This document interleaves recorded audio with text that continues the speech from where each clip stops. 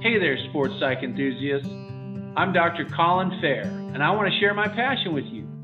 I love talking about ways to unleash the power of the mind. This recording is part of a larger lecture series I've created in an effort to make sports psychology concepts more accessible to a larger audience. The information contained in this series is especially well suited for students of sports psychology and is presented in a way that makes for easy listening for all. Welcome to Sports Psych Concepts.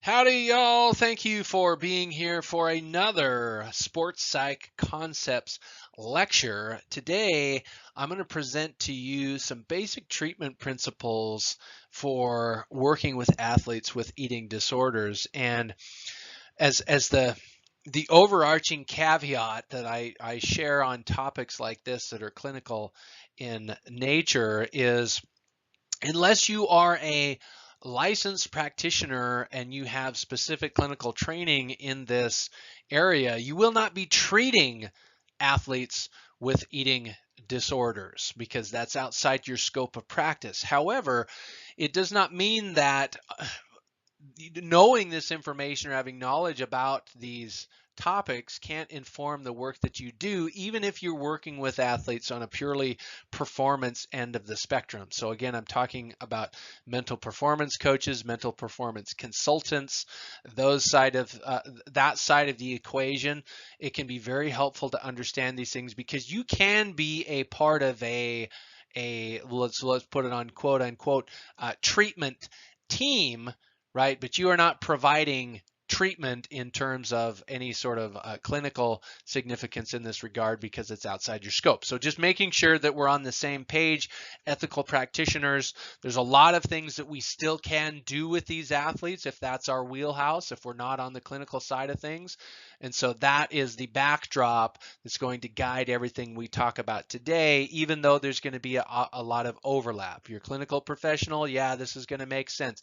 If you're a non-clinical, more mental performance focused, then there's still going to be things that can inform the work that you're doing with these athletes to help them perform as best they can. So let's start off by defining what our core treatment goals are. So from a sports psychology perspective, our core goals in treating eating disorders really do revolve around empowering the athlete from within. So we want to focus on developing crucial coping and communication skills. So again, think about how would that fits in with what I mentioned before of staying in our lane. These coping communication skills, they're transcend. That's mental health, it's also mental performance. And these are essential skills for navigating both athletic and personal challenges. So we're also guiding athletes towards some sort of way we can put it as a more mindful or purposeful engagement with their sport, and just fostering an overall healthy relationship with physical activity and exercise. A key area is improving emotional regulation. We want to help athletes identify, and that's that self-awareness piece. I always say that's step one in sports psychology, but then so we're identifying, then we're managing difficult feelings without resorting to disordered behaviors.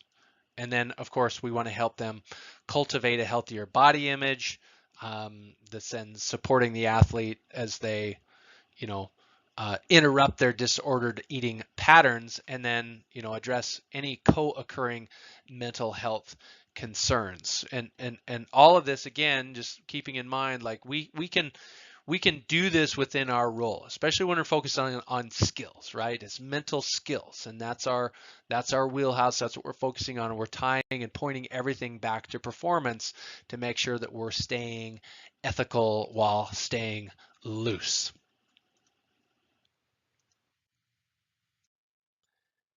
Now, one thing that I want to reiterate today, or just iterate, is that as sports psychology practitioners or mental performance practitioners, we can be essential members of this multidisciplinary treatment team. to where we're working alongside medical doctors, registered dietitians, maybe an athletic trainer, and maybe the coach is even included in there, but we're focusing on our specific role. So again, if we are trained or licensed clinically, then that's a broader role. It's a bigger role. If we're just focused on mental performance, then that may be our small little chunk, and then we have a licensed psychologist or counselor or whoever who is focusing on the mental health side of things. Okay, so the team can be even bigger than that, but our specific role is we're providing that emotional, psychological support. We may help athletes interrupt their disordered behaviors, focusing on specific skills they can do. We'll help them develop coping mechanisms, fostering healthy relationships. Those types of things we can do within our scope of practice, as long as it's within our boundaries of competence. Okay. Now, one thing I always want to mention with this is that, ideally the people on the treatment team, the team members, they should have expertise in eating disorders, but also in eating disorders with athletes. So not just eating disorders in general. It can be more, although that can be helpful, it can be more helpful if we have experience on both ends of the spectrum. Okay, and in our role as focusing on the mental side of things, we may actually have a role in coordinating the care, ensuring seamless communication across the team, helping facilitate referrals if necessary. Any of those things can be a specific part of our role, depending on what the arrangement is with everyone else. And we also can help establish clear communication channels, because we understand the idea of consent, and how informed consent is a non-negotiable thing, and we're always trying to respect the athlete's privacy, ensuring confidentiality, and we're always considering whether, well, do we need to include the coach? Do we need to include other athletic staff? Because there may be some instances where they're not going to be included, even though they may be the one who had the initial suspicion and they referred to you and that treatment team. That just there's privacy and confidentiality considerations because of the multi levels of this. There are, even if it's just an athlete and we're working with them on mental skills, there's confidentiality concerns. But when we're talking about the condition where it's a diagnosable mental health disorder, then there are HIPAA laws and other laws and regulations that are going to determine or regulate that, govern how much that it is that we can share or can't share within the group, and then there's within our own role and all of those pieces. And so we want to make sure that all of those things are accounted for in this multidisciplinary approach, so everybody's not just talking about this athlete nonchalantly to whoever they want or anybody else in the treatment team. We're making sure that we have a good barriers up on that. So I want to talk about assessment and screening here again, because our role in this, if we're just thinking about assessment and when it begins, it's really this proactive universal screening of every athlete at the very beginning, something that you could do at the beginning of every season as they come in and they're doing their physicals and they're doing all the other things. We could do this, and we're not just going to stereotype and screen a certain faction of the athlete population who we may have access to. We're going to screen them all, every single one of them. And we should screen again annually, and also during periods of maybe increased vulnerability. They're going through an injury, they're not training as much, so they might be worried about gaining weight, and so they may change their diet. And obviously they should to some degree in that instance, but how extreme is another thing. And so all of these things we can keep in mind. But different tools that we have available to us. So there's different interview protocols that have questions, sport specific questions that we can work through. There's different validated instruments out there that I mean there's many of them. Weight pressures for sport, scales, a compulsive exercise test. There's lots of different options, but at a minimum the SCOFF questionnaire can be a good tool to use. And so SCOFF, if you haven't heard of that before, it's an acronym, SCOFF. So sick, control, one, fat, food is what the acronym is. So do you make yourself sick because you feel uncomfortably full? They're just yes or no questions, right? Do you worry you've lost control over how much you eat? Have you recently lost more than 1 stone in a 3-month period? And that's just 6.35 kilograms. Do you believe yourself to be fat when others say you're too thin? Would you say food dominates your life? Okay, so SCOFF. So if they answer yes to at least 2 of those, then it's an indication to dig a little bit deeper there. Okay, so that's just sort of a basic but very specific example that's available. And so a few considerations on this though when we're trying to decide what assessment tools, how we're going to go about our screening process. A few things to keep in mind is that most of the tools out there, because it's been predominantly historically a female athlete issue, eating disorders that is, most of the tools are validated in that population. So male athletes are underrepresented in the this area of research for screening. And so perhaps that'll be something that will be addressed in future research, and there will be other tools available for that. But the other piece here is don't just rely on the screening tools. That's just sort of one of the classic wisdom pieces there, is that expert clinical input and judgment, and using the expertise of all the members on the team is an important part of that process. So now I want to mention referral. That's just essential for anybody in the sports psychology space, but definitely understanding that there's different levels of care that can be provided for athletes who are going through this recovery process. I mean, treatment, I remember learning this the first time and thinking, wow, I had no idea, but treatment can range from where you have outpatient sessions for athletes who are more stable to all the way to highly structured inpatient programs where the athlete's in a medical facility, those who are facing more significant medical risks. And this can be a challenge. A lot of times that can be actually what happens, is the athlete is in denial that it's a problem until it becomes so much of a problem that they get hospitalized. And so then that's where their treatment starts. So it can be inpatient. It also could be intensive outpatient or partial hospitalization, or there's intermediate levels of support. So things like group therapy, it could be supervised meals. So they have to come in and then they're always going to eat. Someone's going to watch them eat, and just a lot of different things. So just important to understand that when an athlete's medical stability is compromised, they can't interrupt their behaviors on their own, or they're at risk of self-harm. Okay, so a higher level of care becomes necessary there. Like, okay, you're medically compromised here. So normally we might go about this and give you the tools and have you guide you along to develop the skills to interrupt those behaviors that are causing problems. But in this instance, like there needs more help. They need more help than that, because if they miss or they mess up, then it could cause more harm, and ultimately it could lead to death. It's that significant.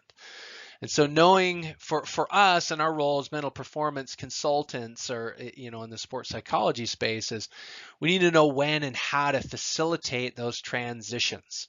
Okay, that's the sort of competency for us to be aware of, is like, how do we work within those things, or in those different levels of care? What might our role be? How might it shift?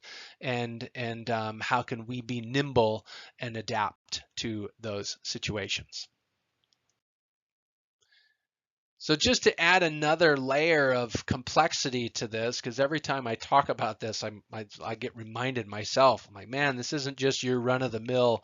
Let's have this athlete come in and work on some self-talk to build their confidence. There's all of these other things going on. So compulsive exercise is one of those things. And this can be a particularly challenging aspect of eating disorders in athletes because it's hard to differentiate from the normal intense dedication that's required in elite sport, because similar behaviors can be present. Are they just dedicated to what they're doing, or is this they're have all this compulsive extra exercise that they don't need because they're worried about getting fat or gaining weight? So as mental performance professionals, we're looking for here are key indicators.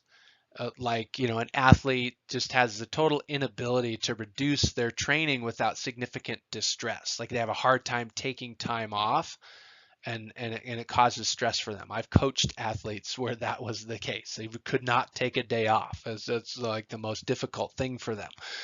Or they're engaging in extra unscheduled exercise, and I've had athletes do that as well, where it's not scheduled, it's not part of the training program, and they're doing it because they feel like they need to control their weight, or it's emotional coping, whatever. Those sorts of things can be behavioral indicators. And so our role in these instances, we're trying to help athletes build flexibility. We want to talk about and particularly psychological flexibility. That's in the way that they're thinking, and they're able to adapt and interact with what's going on mentally. But we can help them address their motivations for exercise. We can help them challenge distorted beliefs about training and food, help them develop healthier ways to manage their emotions. All of these things are within our scope of practice, and hopefully within our boundaries of competence if we've been trained properly. Now, I also want to mention, you know,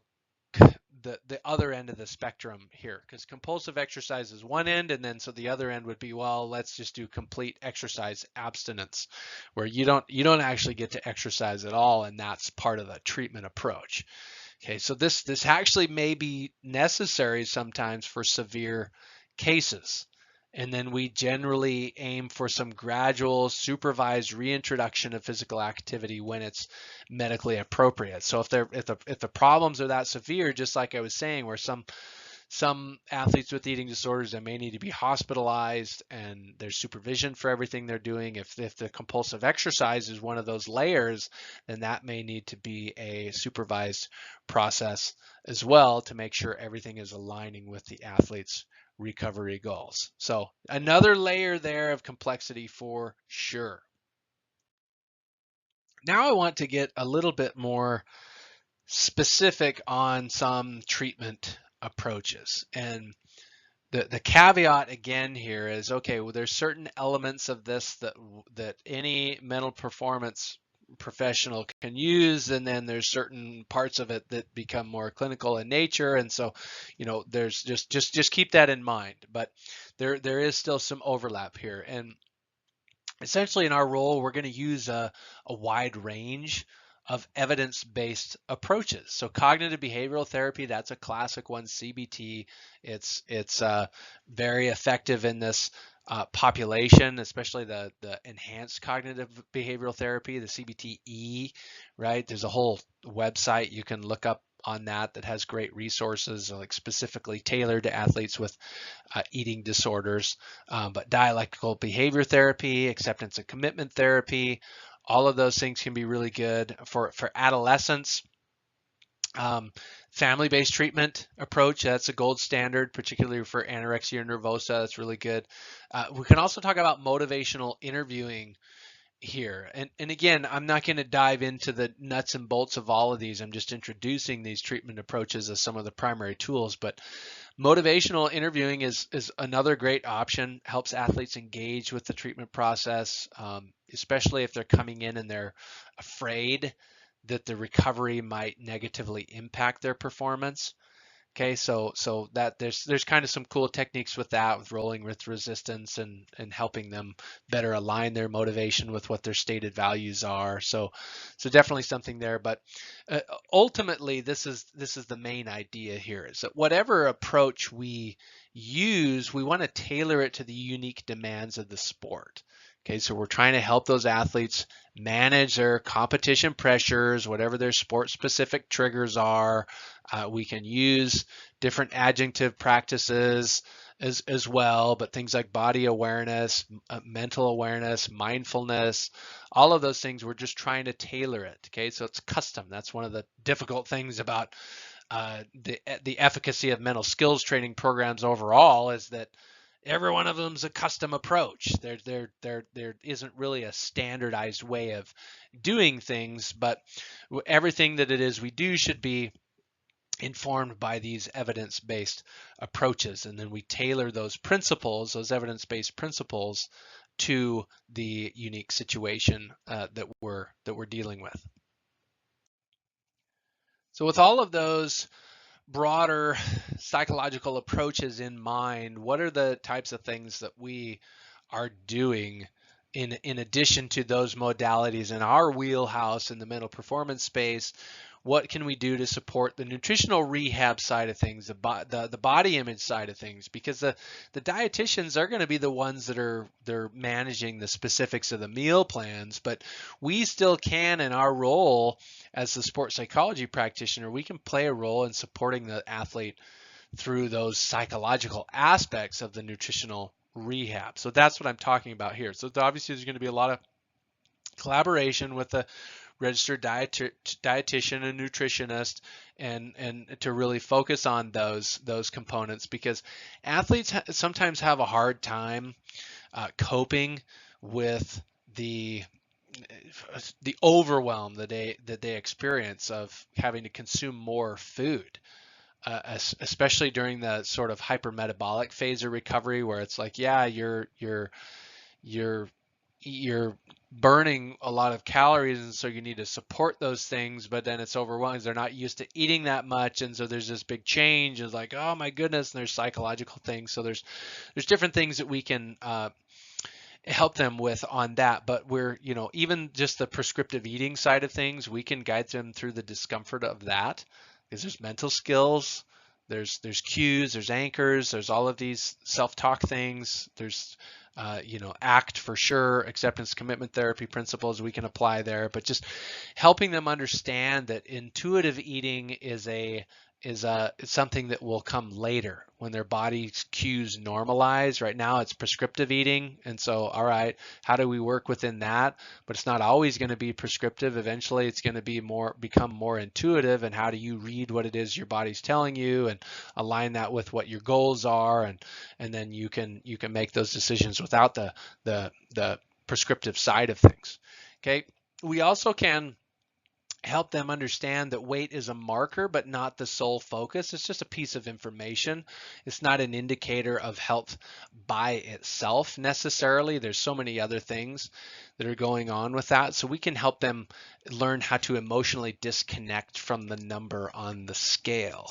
And that by itself can be really, really powerful. And we're ultimately promoting a biologically appropriate weight is our goal there. But we also can challenge weight bias, because this is one of those things that definitely is talked about more recently, it seems, as just well, how should I look, and what is a healthy weight, and how do I align with that, when in reality there's ranges. It's a range on where someone should be, and whether someone's more valuable if they're on one end of the range compared to another person, and all of those different elements. So helping athletes appreciate their body and the uniqueness of their body, and they're only given the one body, and so linking that with that biologically appropriate weight, because it's going to be unique for everybody. We don't need to be chasing some ideal that isn't actually ours.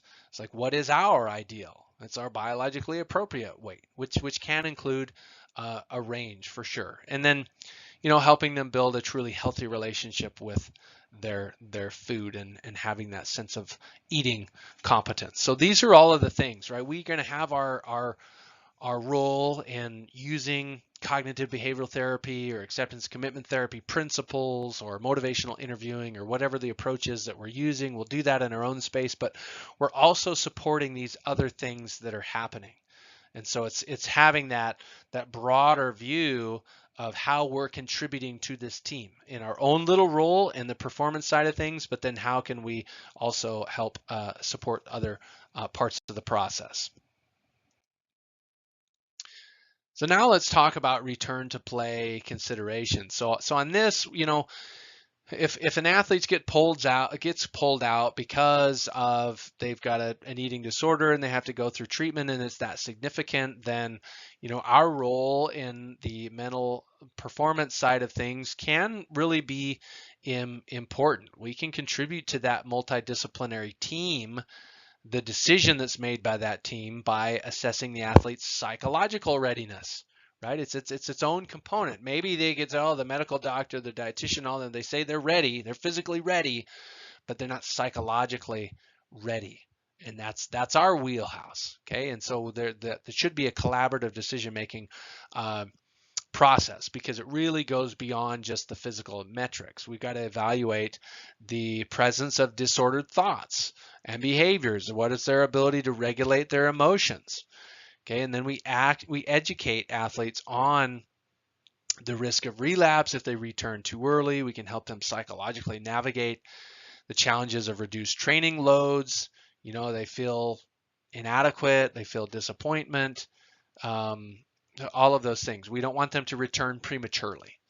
Okay, and so there's a lot of different elements there as well. But there's also ongoing monitoring, because recovery is rarely linear. It's a non-linear thing. So there needs to be psychological monitoring along the way, and we can use these treatment contracts that they have, that they're working through, that then can be adjusted, but they sign it and then we sign it and we get everybody on the same page, and we're working through those processes, and we have procedures in place to really help them make the best decision of when it is time for them to come back.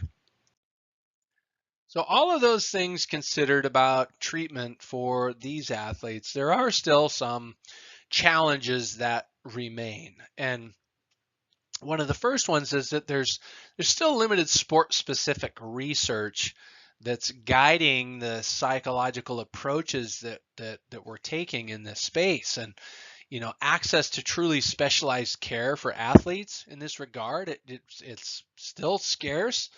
And it's expensive. It's hard for them to get the specialized care that they need, and also that is informed by evidence-based research in this particular context. And athletes may also be reluctant, just like the general population dealing with disordered eating, that they may be reluctant to seek help because they don't think it's a problem.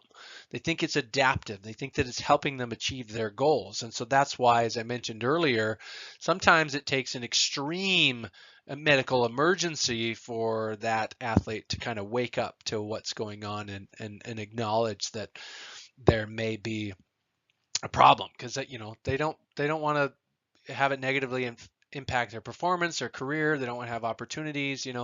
They feel like they've got things under control. Okay, so they may be reluctant, and that creates a challenge. Now, managing compulsive exercise, that can be difficult as well.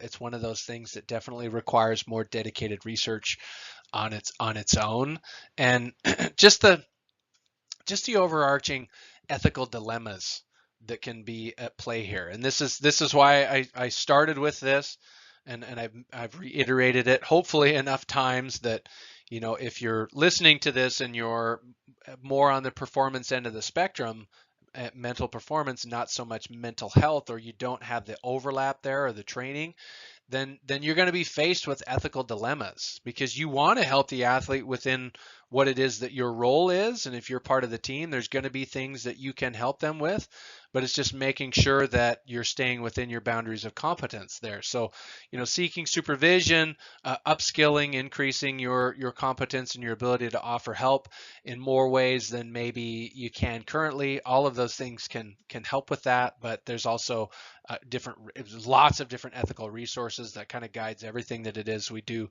as practitioners. But that's certainly another thing to keep in mind. But I also want to mention that there may be a need for, there's kind of a call out there for a system level change of just, okay, athletic organizations at colleges and high schools, and at least at like the state level and high schools or regional, where there needs to be more investment in professionals to help with these things, because the prevalence is there. And if we can increase the amount of education to coaches and parents and the athletes themselves, then maybe we can foster environments where athlete well-being is truly at the center of what it is we're trying to achieve here. It's not just about performance; it's about these other things. So they're not engaging in these types of behaviors that can be detrimental. So to summarize and just send you off into the sunset here, we covered a lot of ground. Sports psychology specialists can be really important members of the team, right? Whether they're mental performance focused or mental health focused, either way, they have a role to play in these situations. And, our expertise is what's going to drive the psychological assessment and screening that we're using. We can certainly guide athletes through the appropriate levels of care. We talked about that. We can help manage the issues of compulsive exercise. We can adapt our approaches and use different psychological interventions or theoretical orientations that ultimately align with the athlete's unique experiences, which is one way to put that. And we can support them through their nutritional rehab, their body image work, by focusing on the underlying psychological challenges there, and then let the other professionals do their part. And lastly, our insights, we can help with the return to play decisions, and everything that we do with our practice, things we're advocating for, helping educate athletes and coaches on, all of those things. We're trying to transform this space to where athletes are getting the care that they need, and hopefully leading to more prevention, but certainly better treatment for these individuals. So hopefully you got something out of that. Sending you all the positive vibes that I can. High fives, and take care until next time. Thank you for listening to this recording in the Sports Psych Lecture Series. I hope you learned something. More importantly, I hope you learned something that you can apply in your life. Feel free to share this presentation with others who might be interested. And if you're interested in more content like this, visit the Fehr Advantage channel on YouTube, or find the Fehr Advantage podcast on Spotify, or visit my website at fehradvantage.com.